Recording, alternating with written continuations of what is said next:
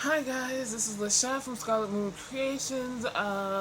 It's warm out now, so I don't think I've done these reading update videos, wrap-ups during the warm months, summertime yet. So I have a fan, it's loud, you'll hear it in the background, but I don't want to die or melt on camera. So, you have to deal not with the first half of May. That being said, like this the is first half of the books not my May wrap up. This because the first half of May. The reason this is coming so late is because after the last reading wrap up, I didn't read any books until after May 15th, I think it is. So, yeah, I had a little bit of a reading slump, and that was for the most part before all of the Black Lives Matter protests and then riots and curfews and racists coming and showing themselves all over the place, including on the booktube community. So both here on YouTube, on Twitter, Facebook, Instagram, and other places. On that note, on that matter, I have linked in the description a card which includes lots of other links to petitions to sign, places to donate, and other ways to participate. Please do go check that out. I will do my best to remember to put that in my first comment down below as well, but it will be in the description. If you haven't, do check that out. It is regularly updated, so it's important that you go back maybe like once a week to check. Some of the bail funds and other things have been fulfilled, so there are other things you can do. This is not a one-day fight or a one-week fight. This is a fight for our lives that has been going on for several generations. Now, with that said, let's go over the first 3 books that I managed to complete in the month of May. Like I said, I had a little bit of a reading slump, and I could talk about all 6 books, but I think that will be a long video. Also, I do not have my main reading stats like ready to go, so we're just going to talk about 3 for now, and I'll do another video very soon to talk about the other 3 books I read in the month of May. But, excuse me, the first book I read in May was Monstrous, if it will show me, by Marjorie Emily. This Monstrous Volume 1, I should say. This is absolutely gorgeous. This is the first volume of a graphic novel series by Marjorie Emily and the artist Takeda. And I read this for the Asianreadathon. I don't remember the prompts exactly, but Marjorie Lee, I'm calling her Marjorie Emily for a reason I'll get to in a second, but she is half Chinese American, I believe, and the artist Sana Takeda is Japanese. So awesome. Look at this art.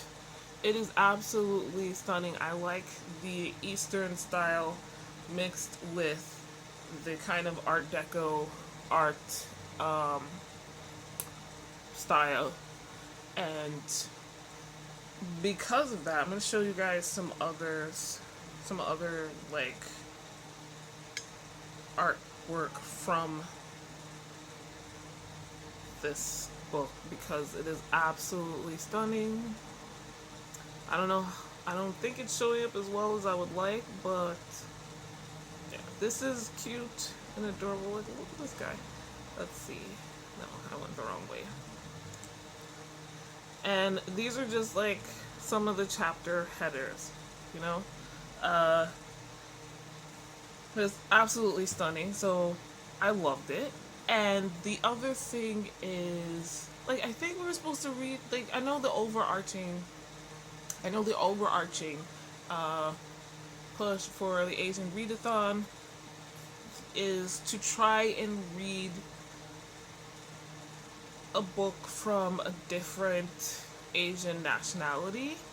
So I attempted to do that. I didn't read as much as I would like to have, but that's okay. And this is, I don't even know how to describe this book, to be perfectly honest. It's a graphic novel series. It's about a girl who sneaks into this magical palace type place to find out the secrets of her past.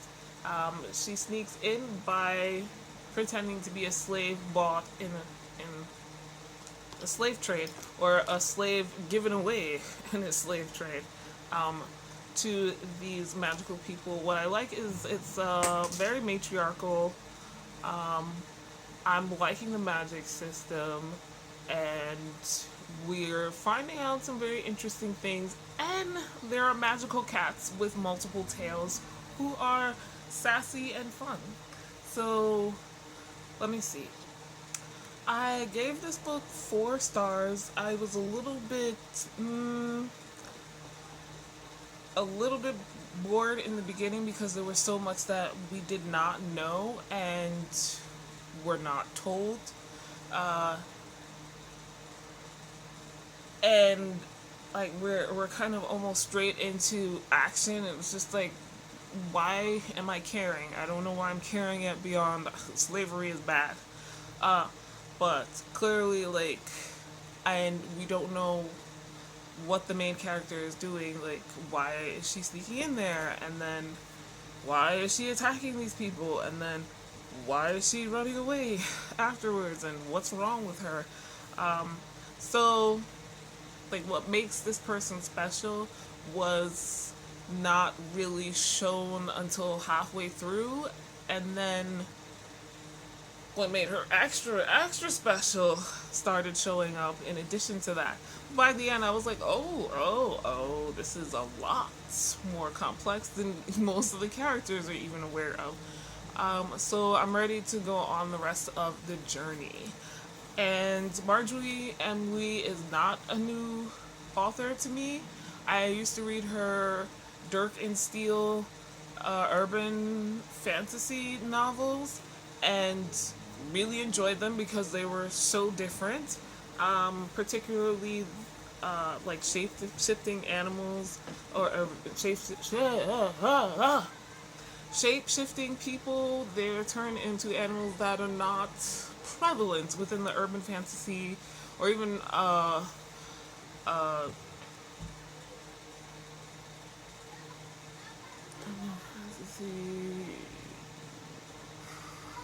paranormal, or the paranormal romance that I'm used to. So it was nice to finally be able to try out this much lauded graphic novel, and to catch up again with this writer and see what else that she has done. This book that I read was finally, if I can get it to, there we go, Alloy of Law by Brandon Sanderson. This is the first book in the Mistborn Era 2 trilogy, so this is technically book 4 in the Mistborn Era, in the Mistborn series, but book 1 in the Mistborn Era 2 series. Now, this takes place 300 years after the end of The Hero of Ages, which I read back in March, I think it was. And things have changed a lot. We follow Waximilian Ladrian, I forget how his last name is pronounced. He's the guy with the cravat. And we're in a kind of slightly regency type society. There's a city called Elendril, but there's also the Northern Waste, which is more like the Wild West. And what Wax has basically left his title, or left his family seat, and moved out to the Northern Waste to be a, well, he winds up being a law enforcement, but kind of like gunslinger style, western style, and he gets called back to the big city because his uncle, who had the title, has been killed. His uncle, his niece, or his cousin, and his uncle's wife were all killed in a horrific accident, and now Wax has to take over.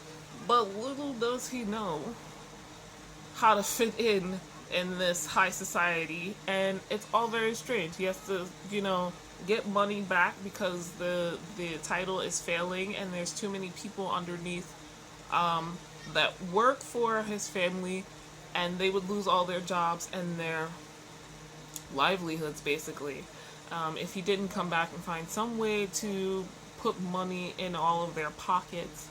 Part of that is an arranged marriage. So we also meet his partner, Wayne, who I absolutely love. I'm sorry, hold on this. Wayne is my kind of guy. There will always be, the kind of irreverent, sarcastic, ridiculous but funny guy, and that will always be the guy that I like. So that's Wayne. Wayne is that guy. It's very interesting seeing how the allomancy works in this time. For example, Wax uses the pushing allomancy. I am so bad at remembering the different types of allomancy. I just know they do things. I don't remember what metals or which. I think steel is pull. So yeah, anyway. Or is it push? You see what I'm saying? Anyway, so Wax is a misting. He has one mistborn metal that he's able to use, and he's also a gunslinger, so that's interesting. The bad guy that they're up against, not the all-encompassing evil, but the bad guy that they deal with on a regular level in this story, also has an interesting misting power as well as ferrochemy, and it's just interesting. It's just we get new mixes of allomancy and ferrochemy in this series. It's interesting to see how people think of the past, like 300 years ago, Elend and Vin and the others in the crew. It's really cool. It was okay. I didn't love the love interest. I was like, why is this here? I love romance. I prefer it, even just a little bit sprinkled in all of my stories, and as long as it's good. But this just seemed extra and unnecessary. I don't dislike Marcy, but why the romance? I can see hero worship and her having a crush, but I don't want her and Wax to be together because the age difference, but also like why? For what? There's no reason. The characters were good.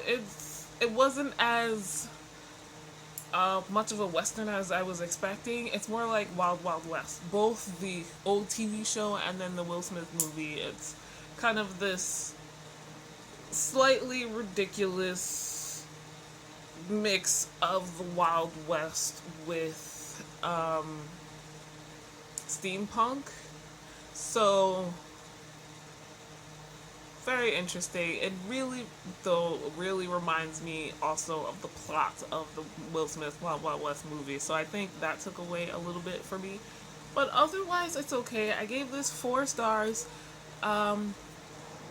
And I read it because I wanted to, but also as part of Mistborn May. There's a group of people on Instagram. We're reading Mistborn Era 2 right now, for May, June, and July. The next and last book that I will talk about in this very short video is Courtship by Nalini Singh. This is book 1.5 in the Rock Kiss series by that same author. I read the first book, Rock Kiss, earlier this year. I am a fan of Nalini Singh, so yay.